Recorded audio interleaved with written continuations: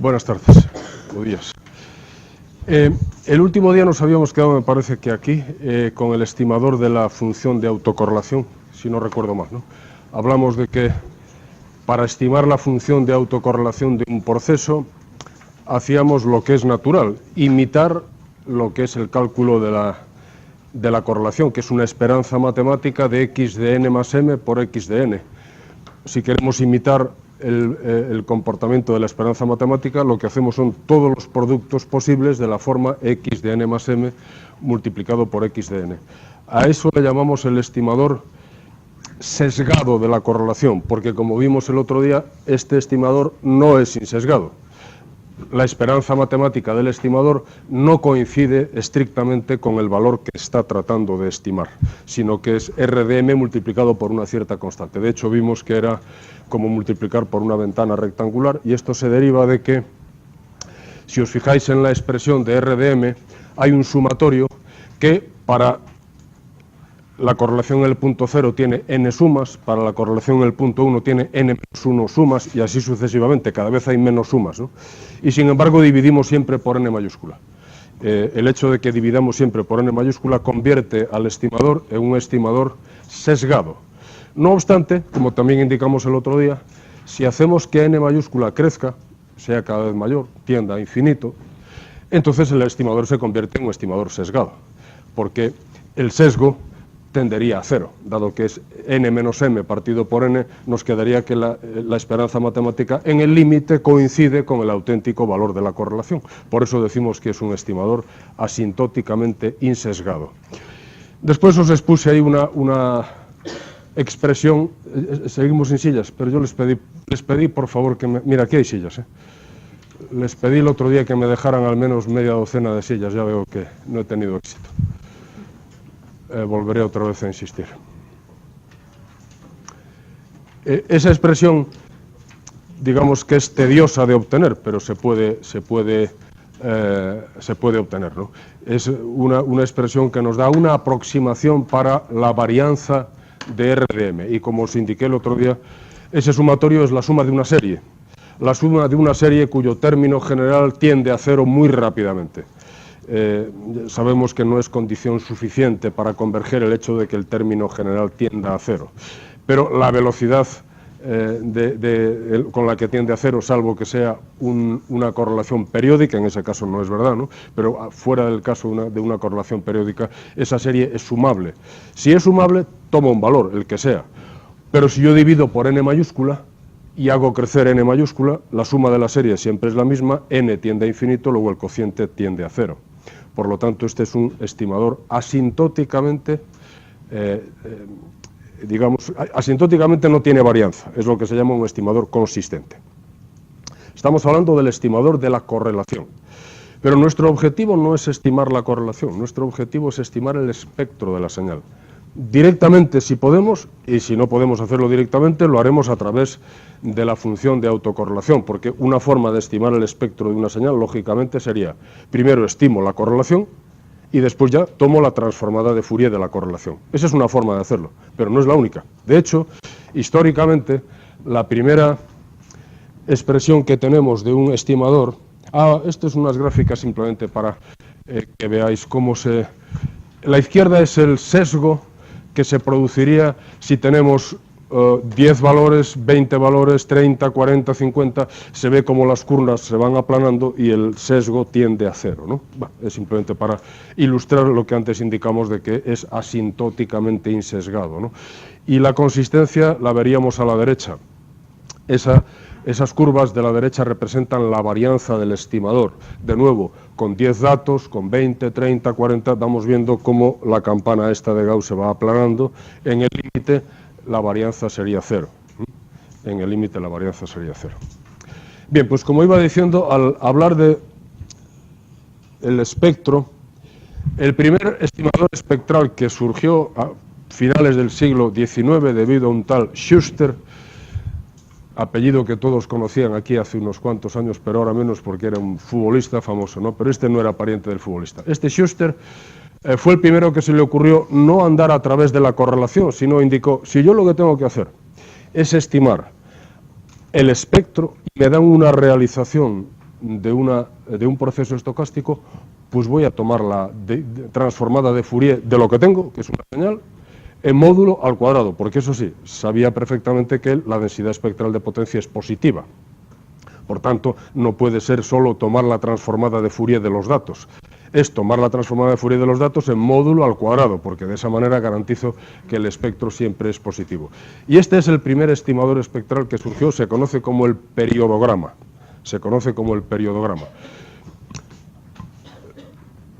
Podríamos estudiar el periodograma sin tener en cuenta que, además de poder calcularse así, se puede calcular de otra manera. Pero yo voy a hacer el viaje viendo primero que esto coincide con la transformada de Fourier de la función de autocorrelación. Bueno, no de la función, sino del estimador de la función de autocorrelación del que hablábamos antes. Y después, derivado de ese hecho, vamos a hacer algunos comentarios acerca del comportamiento del estimador. Bueno, fijaos que una vez planteado eso, es un sumatorio de unas variables aleatorias, por lo tanto, P sub x de omega para cada frecuencia omega es una variable aleatoria a su vez, ¿no? Puesto que es una combinación lineal de variables aleatorias. ¿Qué es lo que hay aleatorio dentro del sumatorio? Evidentemente no es e elevado a j omega n, eso no es aleatorio, es un valor para cada n y para cada omega. Pero x de n es para cada n una variable aleatoria. Luego lo que tengo en el sumatorio es una suma ponderada de variables aleatorias, resultado una variable aleatoria. Por tanto, yo podría calcular la esperanza matemática de esa variable aleatoria y podría calcular la varianza de esa variable aleatoria. En el supuesto de que su esperanza coincidiera con la densidad espectral de potencia del proceso, diría, este estimador es insesgado. Si no coincide, diría, es sesgado. Después calcularía la varianza. Si veo que la varianza tiende a cero cuando n tiende a infinito, diría, es consistente. Si no tiende, no es consistente. Por lo tanto, lo que haría es muchas cuentas en el caso de la varianza y muy pocas, que es lo que vamos a hacer aquí, como veréis cuando hagamos la esperanza matemática. Pero en vez de hacerlo directamente, vamos a fijarnos en que este estimador así construido tiene una propiedad muy interesante, que es que coincide con la transformada de Fourier del estimador sesgado de la correlación. Recordad la expresión que teníamos antes para el estimador sesgado de la correlación. Lo hemos escrito en la hoja anterior, ¿no? Vamos a ver ahora, vamos a comprobar, ¿no? Más que demostrar, vamos a comprobar que si yo tomo la expresión del estimador sesgado de la correlación que tenía hace un rato y calculo su transformada de Fourier, entonces me resale justamente el periodograma. Con lo cual habría visto que, aunque Schuster cree que llega al periodograma sin pasar por la función de autocorrelación, realmente sí que pasa por la función de autocorrelación, porque lo que hace se puede calcular también por una circunvalación, que es primero estimo la correlación y después calculo su transformada de Fourier. ¿Cómo se prueba esta igualdad? Bueno, pues cómo se comprueba, ¿no? Porque es simple. Fijaos en lo que nos quedaría. Yo tendría que hacer, bueno, si yo tengo n datos, ¿cuántos valores tengo posibles de estimador de la función de correlación? Tengo n datos. Pues puedo multiplicar x de 0 por x de n menos 1, pero ya cuando vaya a multiplicar x de 0 por x de n ya no hay nada. O sea que a partir de n mayúscula, la correlación, mi estimador va a ser 0, porque no tengo productos para calcular. Lo máximo que puedo hacer es calcular el estimador de la correlación en el punto 0, 1, 2, 3, así hasta n grande menos 1. Lógicamente, como la correlación es par, el estimador en el punto 1 coincide con el estimador en el punto menos 1. El estimador en el punto 2 coincide con el estimador en el punto menos 2 y así sucesivamente. Si fuese complejo, habría hecho que el estimador en menos 2 fuese x de 2 conjugado. Pero como vamos a suponer que tratamos con señales reales para no complicarnos más la vida, simplemente mi suma va a ir desde menos n más 1 hasta n menos 1, que son todas las posibles correlaciones que yo voy a estimar. Y esa es mi transformada de Fourier, por eso vamos a probar que coincide ese sumatorio con el periodograma. Nos vamos abajo, escribimos la misma expresión, sumatorio de r de m por e elevado a menos j omega m. Ahora rescatemos de 2 páginas antes el valor del estimador sesgado de la correlación. Lo escribimos dentro, donde estaría r de m, ponemos ese sumatorio, que es el sumatorio desde n igual a 0 hasta n grande menos 1 de x de n por x de n más m. Fijaos que no es exactamente así. 2 páginas antes habíamos puesto no desde n igual a 0 hasta n menos 1, sino desde n igual a 0 hasta n menos valor absoluto de m menos 1. Pregunto, ¿hay alguna diferencia entre este sumatorio y aquel sumatorio? ¿He hecho trampa?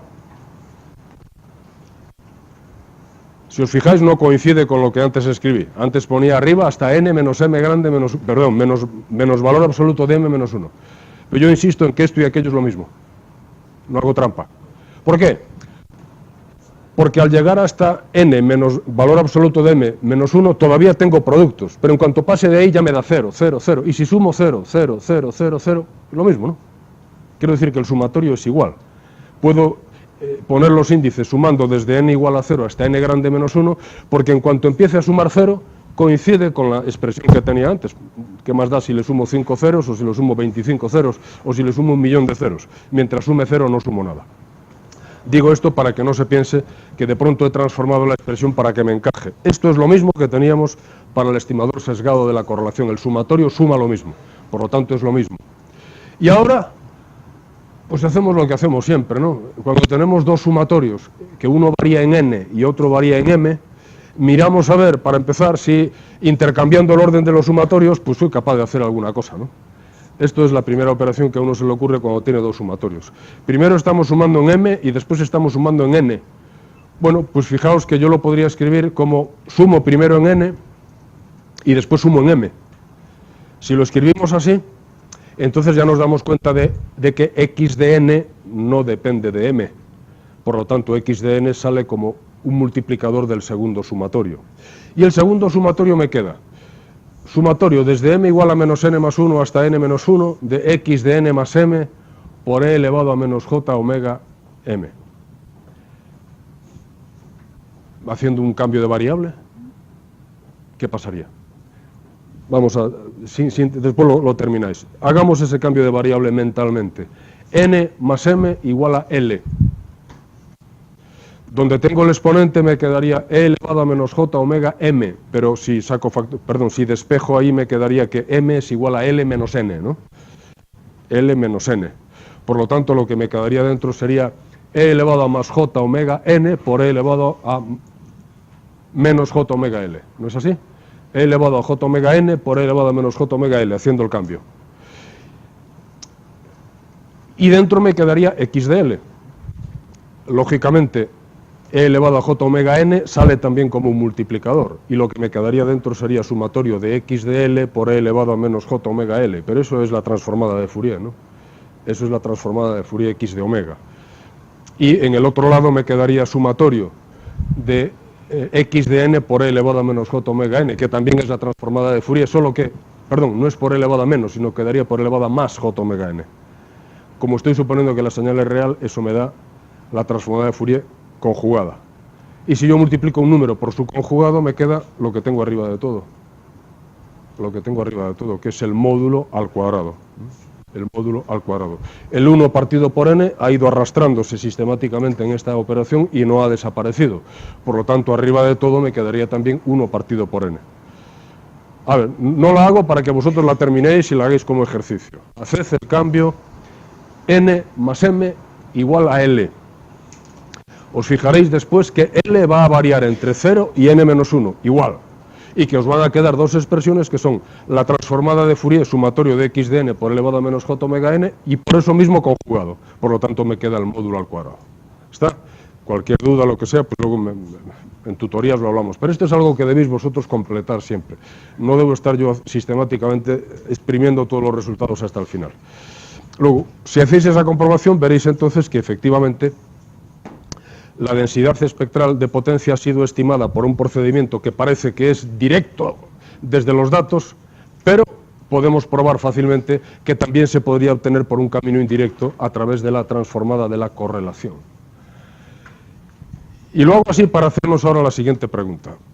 Bueno, el estimador de la correlación no es un estimador sesgado. Perdón, no es un estimador insesgado. Luego, si ya el propio estimador de la correlación no es insesgado, parece lógico pensar que el estimador del periodograma no va a ser un estimador a su vez insesgado. puesto que es la transformada de Fourier de un estimador insesgado, parece lógico que el resultado va a ser, a su vez, un estimador insesgado, lo cual, pues fácil de comprobar. Si calculo quién es la esperanza matemática del periodograma, bueno, como acabo de probar que el periodograma es la transformada de Fourier del estimador sesgado de la correlación, pues me queda que eso es la esperanza matemática de un sumatorio. La esperanza matemática de un sumatorio es la suma de las esperanzas matemáticas. Y dentro, aquello que sea una constante no le afecta a la esperanza matemática. Por tanto, lo que tengo es el sumatorio de e elevado a menos j omega m multiplicado por la esperanza matemática del estimador sesgado. Como este tiene un sesgo, pues lamentablemente el resultado no es R de m, sino que es R de m multiplicado por una cierta... por un cierto valor, que es n grande menos valor absoluto de m partido por n. Por lo tanto, eso es, la expresión que tengo ahí, es la transformada de Fourier de R de m multiplicado por aquella ventana, que es la ventana rectangular. ¿No es? No me queda, la esperanza matemática no coincide con la transformada de Fourier de la correlación, coincide con la transformada de Fourier de la correlación enventanada. ¿Cuál es la ventana? Pues es la ventana triangular. La ventana triangular, ¿qué forma tiene en su espectro? Muy parecido a una zinc, solo que, como recordáis del otro día, decíamos que el lóbulo principal es más ancho y los laterales caen un poco más. Luego es una zinc, pero con los lóbulos laterales más caídos. Entonces, este estimador, evidentemente, no es un estimador insesgado, puesto que su esperanza matemática no coincide con la transformada de Fourier de la correlación, coincide con la transformada de Fourier de la correlación, lamentablemente, enventanada. Por lo tanto, me da un sesgo que viene medido por cuánto sea la anchura de esa zinc, ¿no? Podríamos razonar a partir de aquí si este es un estimador asintóticamente insesgado. Fijaos que el estimador de la correlación sí que es un estimador asintóticamente insesgado. Cuando n tiende a infinito, el estimador de la correlación sí que tiende al valor de la correlación. Si en esta expresión, gráficamente, sin tener que hacer ninguna operación más, lo podemos hacer directamente en la ventana, pero ¿qué pasa si mi triángulo cada vez es más grande, y en el límite hacia el infinito? Pues en el límite hacia el infinito, con independencia de que yo tenga un pulso o tenga un triángulo, la transformada de Fourier es una delta. Lo que quiere decir que, en ese caso, lo que tendría sería que el estimador coincide con la transformada de Fourier de la correlación, convolución con una delta, es decir, la propia transformada de Fourier coincidiría con el valor del propio espectro, ¿no? Esto nos indica que este es un estimador asintóticamente insesgado. Hasta aquí no hay sorpresas. La sorpresa viene cuando decimos, vamos a ver ahora si es consistente, y no vamos a hacer las cuentas porque las cuentas exceden con mucho al interés que podamos tener lo importante es recoger el resultado. Yo os voy a dar el resultado después, pero lo lógico, intuitivamente uno piensa, resulta que el estimador de la correlación era asintóticamente insesgado y me ha salido que el periodograma es asintóticamente insesgado. Uno podría pensar, resulta que el estimador sesgado de la correlación es consistente, malo será que el periodograma no sea un estimador consistente. Pues resulta que no. Resulta que el periodograma desafía a la intuición. Por más que el estimador de la correlación sea consistente, su transformada de Fourier no es un estimador consistente. De hecho, la transformada de Fourier coincide, la varianza, digamos, se mantiene constante, con independencia de cuánto de grande sea la longitud de datos que me dan, siempre tengo la misma varianza y coincide, grosso modo, con el propio valor del espectro. Estas serían... Bueno, después vuelvo al periodograma de FT, quería comentar esta anterior. Esto es un ejemplo de una señal muy sencilla. Es una señal que se obtiene haciendo pasar ruido blanco de potencia 1 a través de un filtro con dos polos cuya ecuación en diferencias tenemos ahí, x de n igual a w de n menos 0,49 por x de n menos 2. Esto es lo que se llama un modelo R, simplemente pasar ruido blanco por un filtro con dos polos. Por lo tanto, como tiene dos polos, tira del espectro allí donde esté colocada la frecuencia que marca el polo. la transformada de Fourier, Sx de omega, es el auténtico espectro. Eso sería, si yo calculo teóricamente cuál es el espectro de X, pues es ese de ahí. Es el espectro del filtro, grosso modo es el espectro del filtro. Porque como vimos en su día, si pasa una señal a través de un sistema, el espectro de la salida es el espectro de la entrada multiplicado por la transformada de Fourier del filtro módulo al cuadrado. Pero el espectro de la entrada, como es ruido blanco, vale 1. Por lo tanto, lo que me sale es justamente la transformada de Fourier del filtro en módulo al cuadrado. No es, por tanto, de extrañar que el espectro resultante es lo que nos daría la respuesta en frecuencia de un filtro que tiene dos polos colocados en una frecuencia pues, cerca de pi medios, ¿no? Una vez que tengo ese espectro, ahora me planteo, bueno, vamos a tomar una serie de datos, vamos a calcular el periodograma, que es la expresión que teníamos anteriormente, y después vamos a comparar el periodograma con el auténtico valor del espectro. En el primer caso tenemos 100 muestras. ¿Cómo se generan esas 100 muestras? Pues muy simple, ¿no? Se genera una secuencia aleatoria y se hace pasar por el filtro y se recogen 100 muestras a la salida. Agarramos esas 100 muestras, tomamos el periodograma y fijaos, el periodograma son aquellas curvas que suben y bajan azules, ¿no? Entonces, uno podría decir, bueno, es que solamente has tomado 100 puntos. Entonces, el periodograma fluctúa mucho. Fluctuar mucho quiere decir que hay varianza, ¿no? Porque si no hubiese varianza, entonces fluctuaría muy poquito alrededor del auténtico valor del espectro. Fluctúa muchísimo. Ya no solamente que esté sesgado, sino que fluctúa muchísimo. En el siguiente tenemos n igual a 1000 muestras. Y se respeta la forma en la envolvente, ¿no? Pero de nuevo, la variación es grande. En el siguiente tenemos 2000 muestras y vemos que la varianza no decrece, que seguimos teniendo una fluctuación enorme. Este es un resultado absolutamente contraintuitivo, porque uno podría esperar, ¿no? Dado que el estimador de la correlación es consistente, hombre, a medida que le voy dando más datos al periodograma, debería convertirse en un estimador fiable. Pues no, lamentablemente no lo es. O sea que no podemos esperar de, por tener más datos de la señal, vamos a tener un periodograma más suave, en absoluto. Vamos a tener un periodograma con una varianza que de hecho es igual la varianza al propio valor del parámetro que está tratando de estimar. Esto no lo vamos a demostrar, ni vamos a hacer las cuentas, pero bueno, quedaos con el dato de que la varianza del periodograma coincide aproximadamente con el auténtico valor que está tratando de estimar. Por ejemplo, si estamos tratando de estimar ruido blanco que tendría potencia 1, la varianza del periodograma sería 1. Por más que le metamos 1024 datos, 2048, 4096, 9000, es igual. Por más datos que le pongas, el periodograma sigue teniendo una gran varianza. Es evidente que esto lo hace un estimador poco fiable, ¿no? Desde el punto de vista de recorrer un espectro y pensar que si me das cada vez más información voy a saber cómo va el espectro. No. Lo único que sí es bueno el periodograma es para lo mismo que discutimos en la clase del miércoles pasado, entre resolución. Cuando queremos resolver dos tonos, lo mejor es hacer un periodograma. Entre los métodos que no suponen nada acerca de la señal. Luego veremos más adelante que hay otros métodos de análisis espectral que hacen un modelo para la señal. Tú ya si haces un modelo para la señal, ya me estás diciendo, si la señal que tú estás examinando encaja en el modelo que tú propones, es muy posible que tu estimador sea mejor. Si no encaja, mal vas, ¿no? Pero si no hacemos ninguna hipótesis acerca de la señal, bueno, es preferible utilizar el periodograma, porque decíamos el otro día, oiga, utilice usted la transformada de Fourier de los datos en ventanada tal cual, no haga nada más, esa es la mejor resolución. Pero es un estimador poco confiable. Y bueno, la sorpresa es que lo sea, ¿no? Ya digo, porque en principio uno podría esperar que el estimador debería ser consistente, pero no lo es. Ahora vamos a ver a continuación cómo hacer algunos pequeños cambios en el periodograma para convertirlo en un estimador consistente.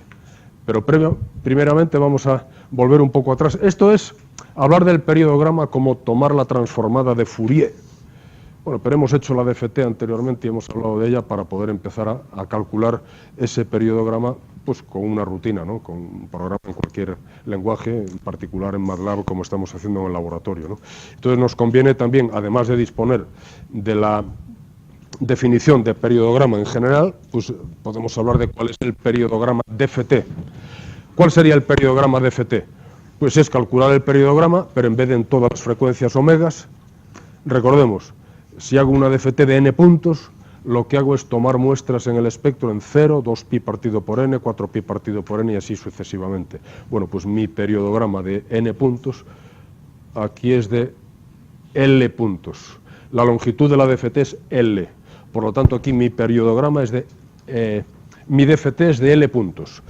Como tengo una DFT de L puntos, lo que hago es hacer la transformada de Fourier para las frecuencias k igual a 0, 2 por pi partido por L, 4pi partido por L, 6pi partido por L, así hasta 2pi por L menos 1 partido por L. O sea, tomo muestras en el espectro. Y tomo muestras dependiendo de la longitud de la DFT, que es L.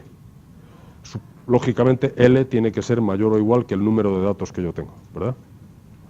No tiene sentido hacer una DFT con L puntos siendo L menor o igual que N, siendo N el número de datos que yo tengo de la señal.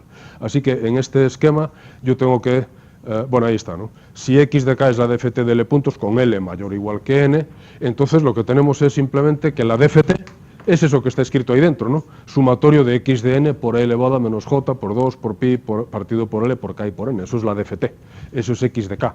Luego entonces el periodograma DFT no es otra cosa que 1 partido por n por el módulo de la DFT al cuadrado, que es la expresión que tenemos originalmente, solo que evaluada en las frecuencias para cada k por 2 por pi partido por L. El hecho de que el estimador sea asintóticamente insesgado, ¿depende de L o depende de N?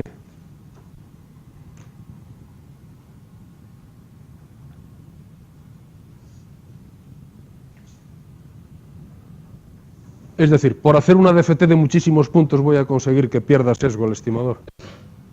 No, ¿verdad? Es el número de puntos que yo tengo de verdad de la señal. Porque si hago una DFT de 1.000.000 de puntos y aquí tengo 1.000 datos, habrá 999.000 que son ceros, ¿no? Y por lo tanto no me van a añadir ninguna ventaja con respecto al sesgo.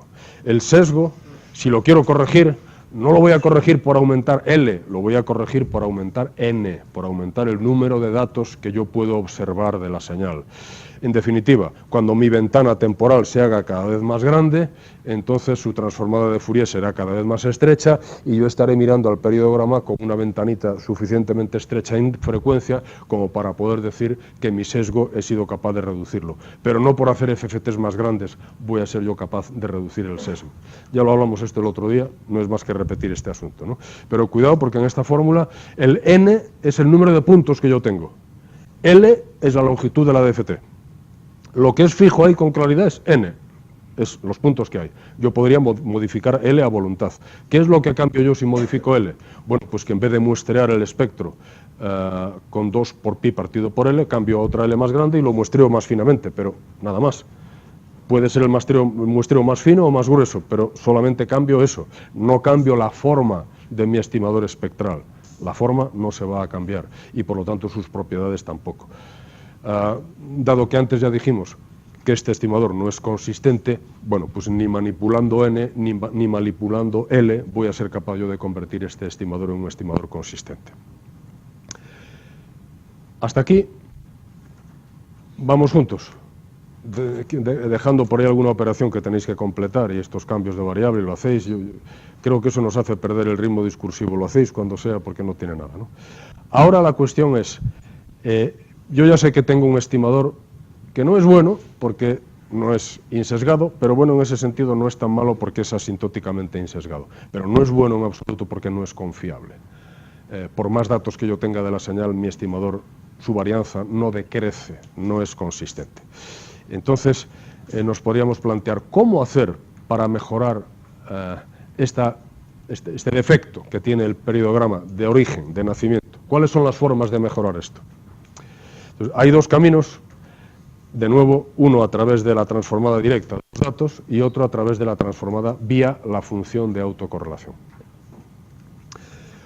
Vamos a ver primero el que se le ocurrió a Blackman y Tukey. Por cierto, Tukey es el mismo de la FFT, o sea que este es un nombre importante en la historia del procesado de señales, ¿no? Lo que se les ocurrió a Blackman y Tukey fue lo siguiente. Dado que mi periodograma lo puedo ver como una transformada de Fourier del estimador de la correlación, no me voy a empeñar en estimar todos los posibles valores de la correlación. Me voy a quedar con un intervalo más bien pequeño de valores de la correlación.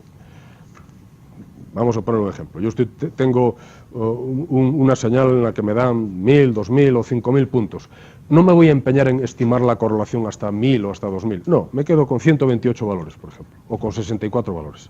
Y solamente estimo esos. Es decir, es como si yo enventanase el estimador de la correlación. Pero no lo enventano hasta la misma duración de la señal, sino que lo enventano con una ventana bastante más pequeña. ¿Cuál es la razón? Fijaos que cuando yo trato de estimar la correlación es un sumatorio de todos los productos posibles de puntos que distan tanto como la muestra en la que estoy queriendo evaluar la correlación. Imaginemos que nos dan una señal de 1000 puntos. Cuando yo estoy tratando de estimar la correlación en el punto 999, ¿cuántos productos tengo? 1. Si estoy tratando de evaluarla en el punto 998, 2 productos. Son muy pocos productos, ¿no?, para hacer un estimador. Entonces lo que dicen Blackman y Tukey es, no, todo eso me lo quitas, vamos a quedarnos con las primeras muestras de la correlación, porque son las que están calculadas utilizando más datos, utilizando más productos. Después todo es una regla de cocina. ¿Cuánto vale? Aparecerá un M en vez de N, que será la ventana. Bueno, pues M típicamente tiene que ser bastante menor, del orden del 10% de los datos que uno tiene. Y con ese procedimiento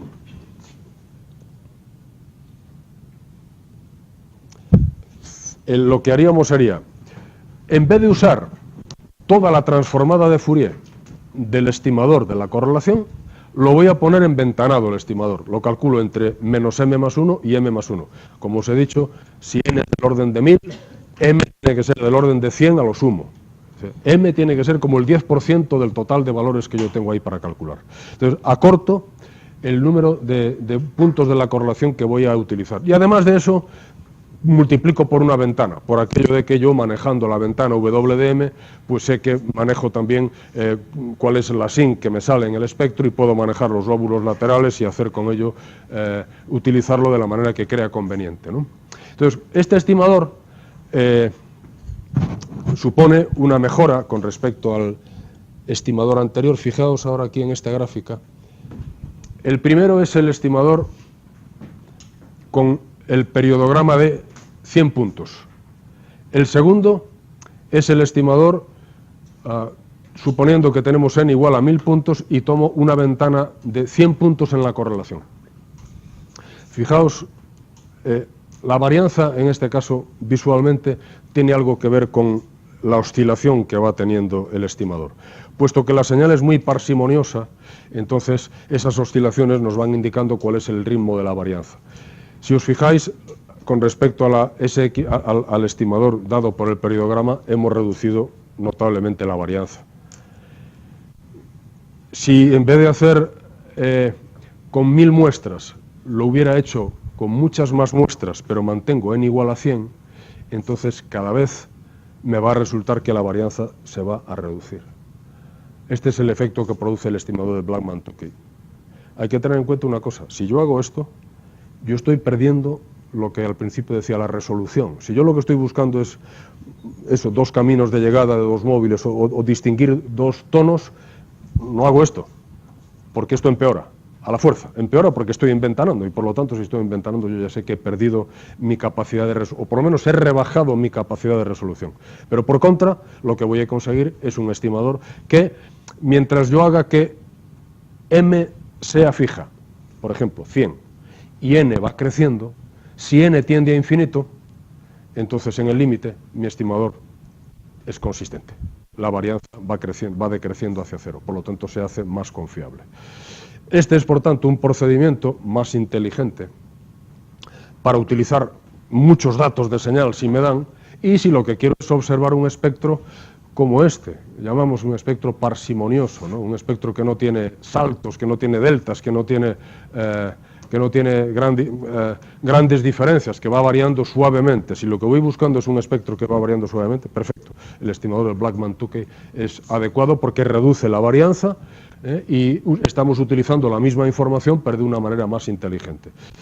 No me voy a perder en hacer muchas más formulaciones matemáticas y pruebas y demás, porque todas ellas son de comprobación inmediata, no es más que, y es más el tedio que lo que nos aporta. Pero quedaos simplemente con la idea clara de que ¿por qué esto funciona mejor? Porque estoy reduciendo los puntos en los que estimo la correlación a aquellos puntos en los que estoy utilizando muchísimos datos para estimarla. Eso hace que mi varianza en la estimación de la correlación decrezca, aunque sigue persistiendo el sesgo. Como antes dijimos, por culpa de enventanar, el sesgo no te lo quitas de encima jamás. Pero no pasa nada, también teníamos el estimador de la correlación que era sesgado y sin embargo nos interesa. ¿Por qué? Porque es consistente. Este exactamente lo mismo. Cuando n tiende a infinito, yo me quedo en m fijo y vamos a ver cómo la varianza decrece. Haremos en el laboratorio alguna prueba para que se vea que esto es bueno, pues, lo que ocurre, ¿no? No es algo que yo me esté inventando. Pues esta es una forma de hacerlo, es utilizando el camino de circunvalación de basarse en la transformada de la correlación. Pero si yo me basase solamente en los datos, imaginaos, de entrada alguien me da, pues eso, 1000 puntos de una señal. Pero a continuación me dije, oye, que hemos podido observar un poco más, toma 2000. Oye, que hemos podido observar un poco más, toma 4000. Y así me siguen dando puntos. Entonces, si yo no me quiero empeñar en hacer un periodograma gigantesco con toda la señal que llega, ¿qué podemos hacer? Que pueda ser inteligente. Diezmarla.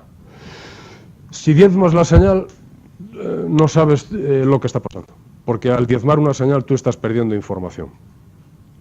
Si la señal es, como es lógico, de espectro de banda ilimitada, cubre toda la banda entre 0 y 2pi, si tú diezmas, entonces hay un solapamiento espectral y ya no estás hablando de tu señal, sino de otra distinta. Por lo tanto, ese no es un procedimiento interesante para este asunto, pero gracias por pensar sobre el asunto. Diezmar no es la solución. Bien, ¿a quién se le ocurre algo? Si ya lo habéis leído, no lo digáis. No vale haberlo leído posteriormente y luego contarlo, porque no ganamos nada. Pero los que no lo hayáis leído, si pensamos un poco. Yo tengo un montón de puntos. Si me empeño en hacer una DFT gigantesca, no gano nada, desde el punto de vista de la consistencia, porque la varianza de mi estimador sigue siendo la misma. ¿Qué otra cosa se puede hacer? Algo parecido a lo que acabamos de hacer en la práctica con los métodos de solapamiento y algo parecido. ¿Qué se puede hacer? Si yo no quiero hacer la DFT de todo, puedo hacer DFT de cachos, ¿no? A ver, esto sí sin pensar mucho. No me empeño en hacer la DFT de todo. Entonces puedo hacer la DFT cacho a cacho. Puedo partir la señal. Vamos a suponer que parto la señal en 10 trozos. Me dan una señal con 10.000 puntos y la parto en 10 trozos de 1000 puntos. Los 1000 primeros, los 1000 siguientes, los 1000 siguientes, etc. Imaginemos que en cada uno de ellos yo hago un periodograma de 1000 puntos. ¿Está? Tengo entonces 10 periodogramas de 1000 puntos, que no son estrictamente independientes, ¿verdad? Porque estos 1000 puntos de aquí tienen cierta correlación con los 1000 puntos siguientes y cierta correlación con los 1000 puntos siguientes. Cierta. Pero también sabemos que la correlación en general, salvo que sean procesos de tipo sinusoidal, en donde la correlación es periódica, la correlación tiende a cero muy rápidamente en general. Por tanto, la correlación entre los primeros 1000 puntos y los puntos que aparecen al final de todo, pues ya es muy pequeña, ¿no? O sea que sé que los trozos no son independientes, pero a efectos de seguir razonando, esto no me impide que yo pueda hacer algunas cuentas como, por ejemplo, una vez que tengo el periodograma calculado con estos 1000 puntos y el periodograma calculado con los siguientes 1000 puntos, puedo suponer con cierto grado de rigor que esto y esto estiman lo mismo. Por supuesto darán valores diferentes, pero dado que agarro 1000 puntos de la serie de mi señal y otros 1000 puntos de la serie de mi señal distintos, bueno, pues este periodograma de 1000 puntos y este otro periodograma de 1000 puntos se van a aparecer en el sentido de que están basados ambos en una realización de 1000 puntos de la misma señal. Luego, de algún modo, constituyen el mismo estimador, pero nos va a dar valores diferentes. ¿Por qué? Porque esta serie de 1000 puntos es diferente de esta otra, porque los valores son aleatorios y van saliendo distintos, ¿no? Pero conceptualmente he utilizado el mismo estimador 10 veces. Y habré obtenido 10 valores posibles para el estimador. ¿Y qué es lo que voy a hacer con ellos a continuación? ¿Cuál es la operación más lógica? Promediarlos. Es que lo que es tan de cajón que da vergüenza que no se lo hubiera ocurrido a otro antes, ¿verdad? Estas cosas, pero tardaron algún tiempo en hacerlo. Entonces, pues te agarras los 10 periodogramas y promedias. Al promediar, la media del periodograma sigue siendo la misma, porque si la media de uno y la media de otro y la media de otro vuelvo a sumarlas, en promedio no has ganado nada. Pero en la varianza hemos ganado algo o no. Porque recordamos que cuando yo sumo dos variables aleatorias, la suma dividida por 2, la varianza se reduce también en un factor de 2, ¿verdad? ¿Os acordáis? Esta es una operación elemental con variables aleatorias. Si yo sumo dos variables aleatorias que tienen, por ejemplo, la misma varianza, sigma cuadrado, ¿no? Si la sumo y la divido por 2, la varianza pasa a ser sigma cuadrado partido por 2. Si sumo 10 trozos y divido después por 10, entonces la varianza se divide por 10. Luego parece que este es un procedimiento sensato para reducir la varianza de mi estimador. Simplemente trocear la señal y a continuación calcular los 10 trozos, o los 20, después ya le ponemos una letra, los M trozos o los B trozos de señal, hago el promedio y ya sé que en promedio, en esperanza matemática, no he ganado mucho, pero he ganado en consistencia. La varianza es cada vez más pequeña. De hecho, si yo mantengo fijo cuánto va a ser mi trozo de señal básico, lo mantengo, esos 1000 que dijimos, y me dan una señal que tiende a infinito en duración, la varianza va a tender a 0.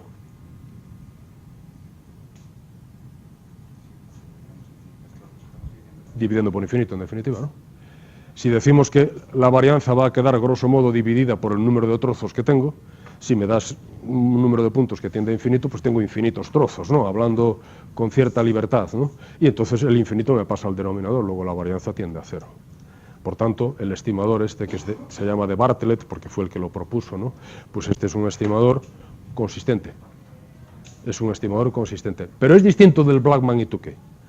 No va por la misma vía y de hecho ya no coincide, ya no hay expresión que conecte el método de Bartlett con el método de Blackman y Tukey. No, van por diferente vía. El de Blackman y Tukey va por el camino de circunvalación. Lo que hace es enventanar la función de correlación y quedarse solo con unos puntos de la función de correlación. El método de Bartlett es, no voy por la función de correlación, pero lo que hago es trocear mi señal en un montón de trozos, promediar y de ahí saco mi estimador. Bueno, ese es el primero que se le ocurrió hacer algo con el periodograma, sensato en el sentido del camino hacia la consistencia, ¿no? El siguiente, como siempre, alguien tiene una idea, después viene alguien que la refina, ¿no? Después de echarle horas al laboratorio, dijo, hombre, yo esto lo podría mejorar. ¿Y qué se le ocurrió al siguiente que pensó sobre esto? Un tal Welch. Dijo, yo tengo 10.000 puntos. ¿Y por qué voy a tomar estos segmentos de 1000 puntos sin solapar? Voy a tomar 1000 puntos y luego me muevo 500 y otros 1000 puntos. Me muevo 500 y otros 1000 puntos. O sea, solapo los trozos. Por ejemplo, pongamos un solapamiento de 500 muestras. Si yo antes tenía 10 trozos, ahora voy a pasar a tener 20. ¿No es así? Porque antes eran no solapados y ahora están solapados 500 muestras. Luego de 10 a 20, con el mismo conjunto de datos, ¿verdad? Siempre y cuando se mantengan, grosso modo, las hipótesis acerca de la independencia entre este trozo y el siguiente, la cosa funciona. Es evidente en este caso que la independencia ya es absurdo, porque tenemos un trozo que coincide en 500 puntos con el anterior. No obstante, cuando se hacen las cuentas con respecto a la varianza del estimador así construido, no crece partido por 20, pero crece partido por un número entre 10 y 20, más bien cerca de 20 que de 10. Es decir, que con ese pequeño truco me acerco a lo que podría ser un estimador basado en 20 trozos de señal. Pues a lo mejor la varianza queda dividida por 17 o por 16.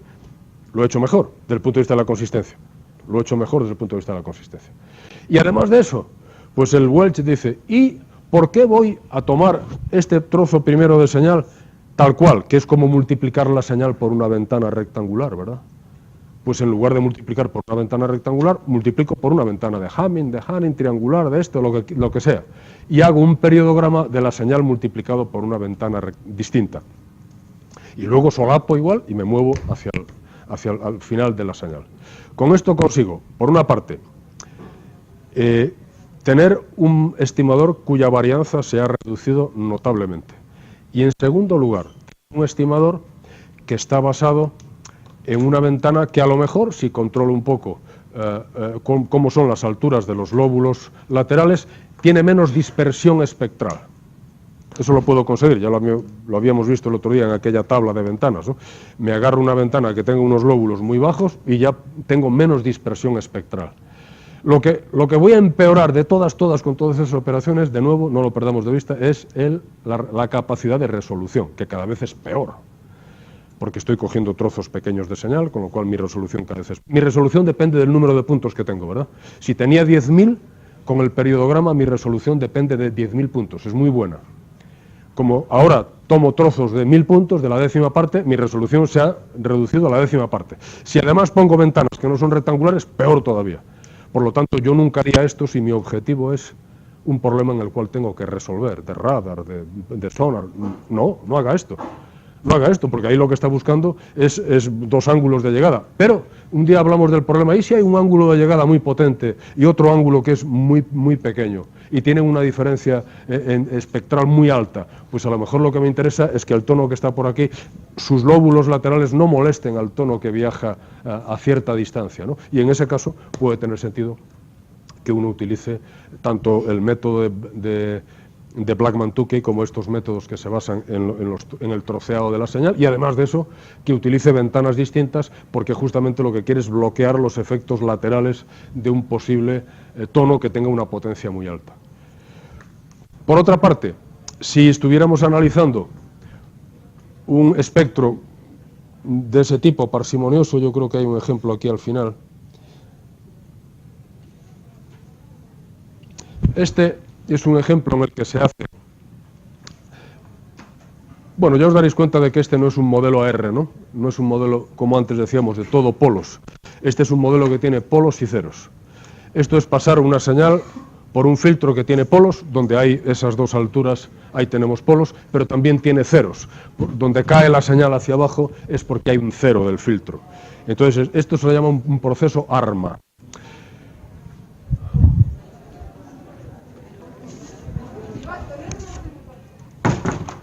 El por qué ARMA es AR es la parte autorregresiva y MA es de medias móviles, pero como en inglés se dice moving average, pues ahí queda ARMA, ¿no? Bueno, este, de nuevo, el espectro que nos va a dar a la salida es la transformada de Fourier del filtro en módulo al cuadrado. Y ya sabemos que si ponemos polos, tiramos del espectro para arriba, y si ponemos ceros, tiramos del espectro para abajo.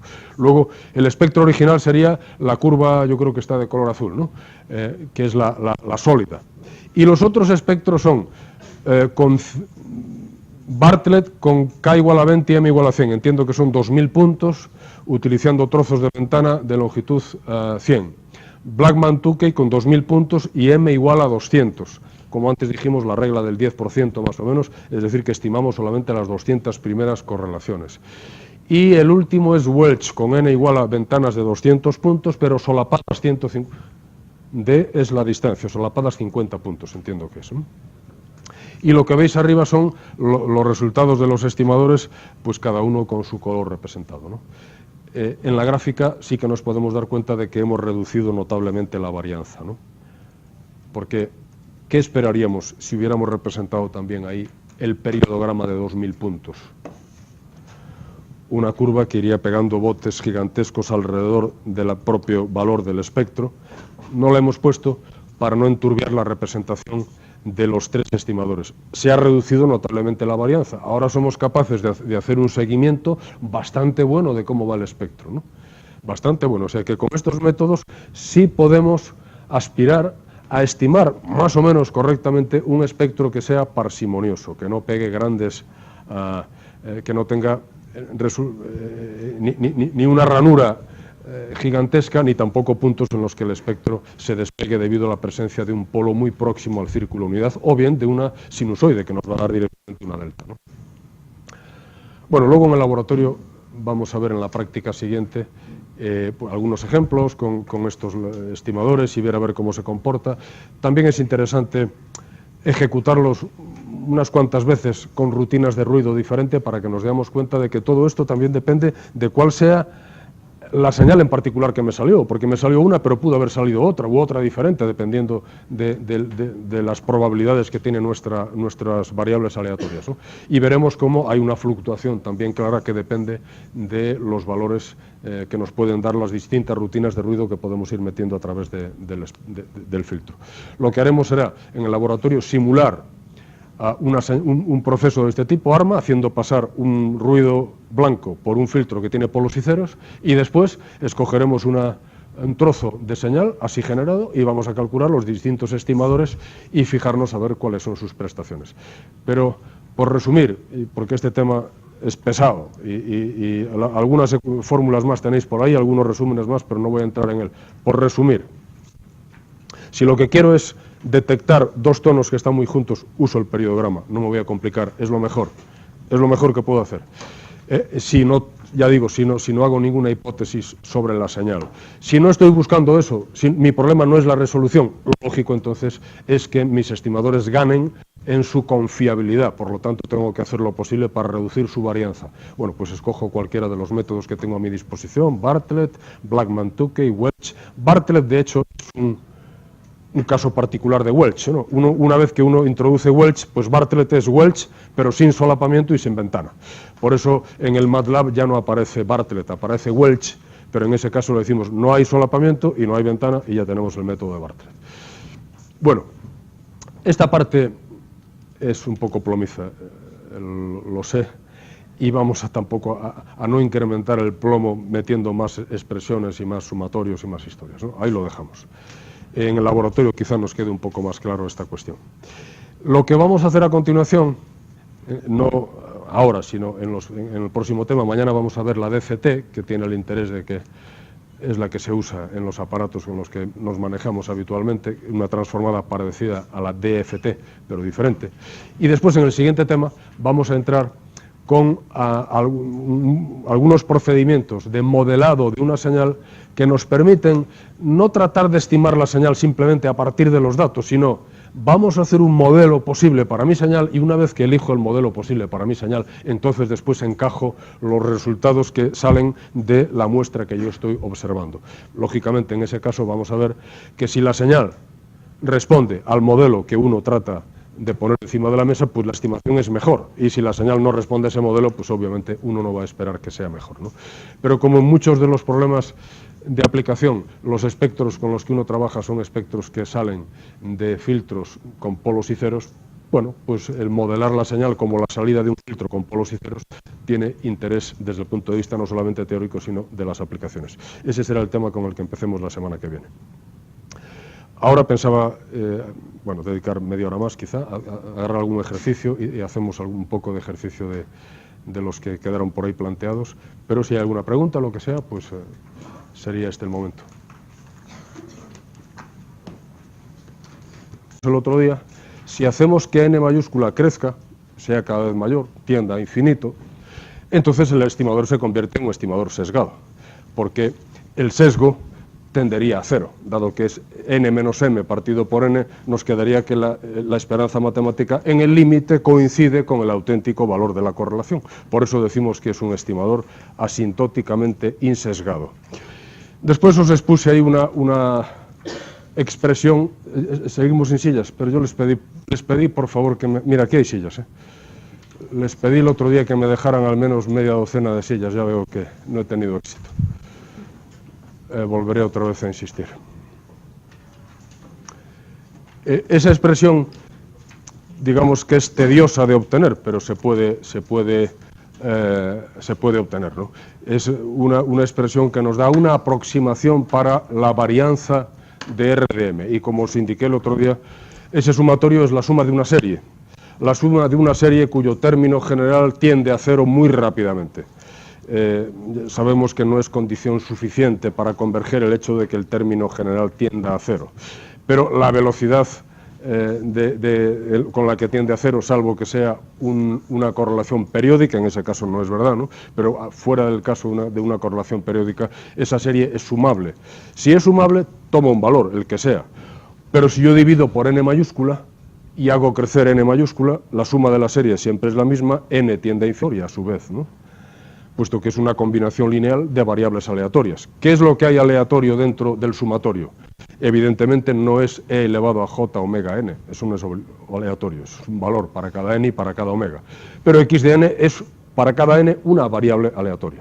Luego lo que tengo en el sumatorio es una suma ponderada de variables aleatorias. Resultado, una variable aleatoria. Por tanto, yo podría calcular la esperanza matemática de esa variable aleatoria y podría calcular la varianza de esa variable aleatoria.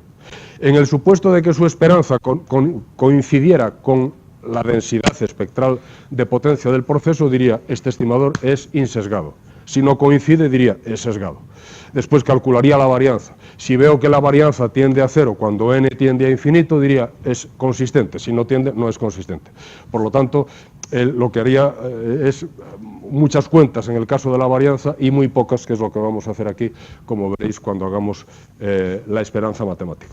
Pero en vez de hacerlo directamente, vamos a fijarnos en que este estimador así construido tiene una propiedad muy interesante, que es que coincide con la transformada de Fourier del estimador sesgado de la correlación.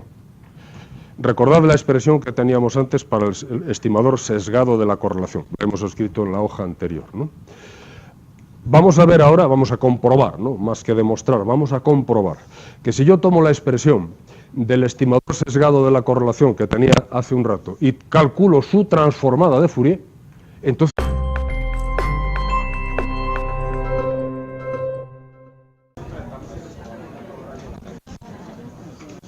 Buenas tardes, buenos días. El último día nos habíamos quedado, me parece que aquí, con el estimador de la función de autocorrelación, si no recuerdo mal, ¿no?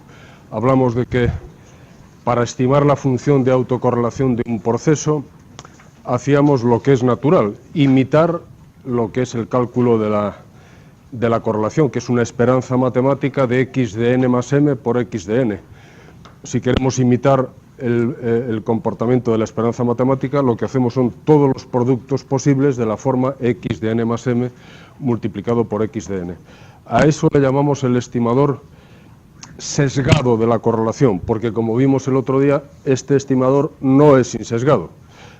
La esperanza matemática del estimador no coincide estrictamente con el valor que está tratando de estimar, sino que es R de m multiplicado por una cierta constante. De hecho, vimos que era como multiplicar por una ventana rectangular, y esto se deriva de que, si os fijáis en la expresión de R de m, hay un sumatorio que para la correlación en el punto 0 tiene n sumas, para la correlación en el punto 1 tiene n menos 1 sumas, y así sucesivamente, cada vez hay menos sumas, ¿no?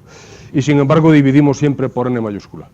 El hecho de que dividamos siempre por n mayúscula convierte al estimador en un estimador sesgado.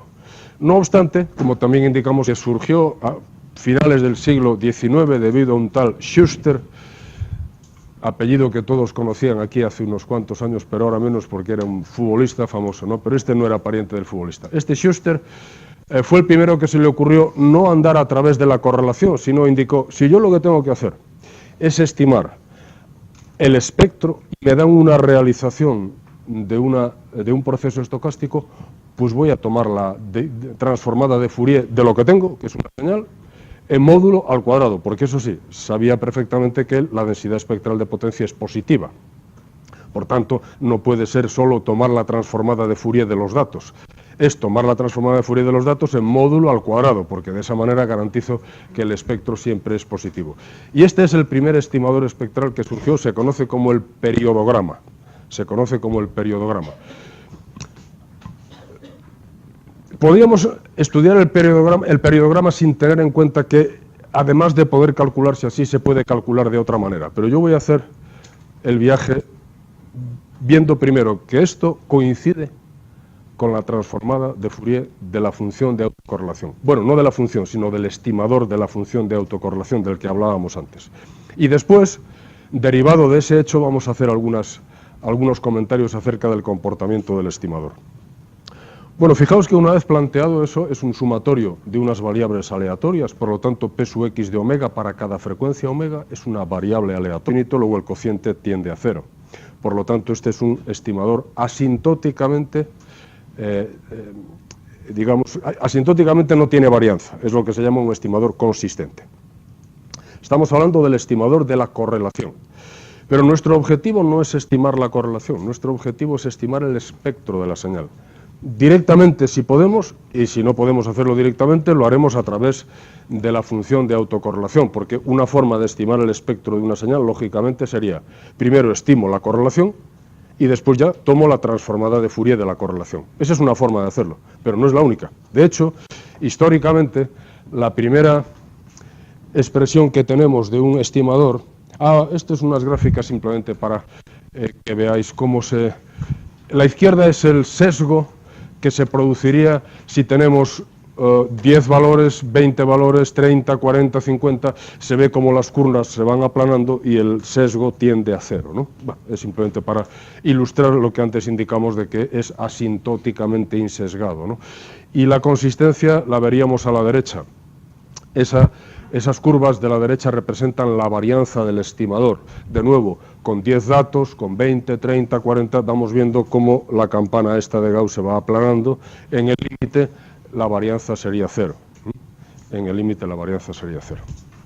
Bien, pues como iba diciendo, al hablar de el espectro, el primer estimador espectral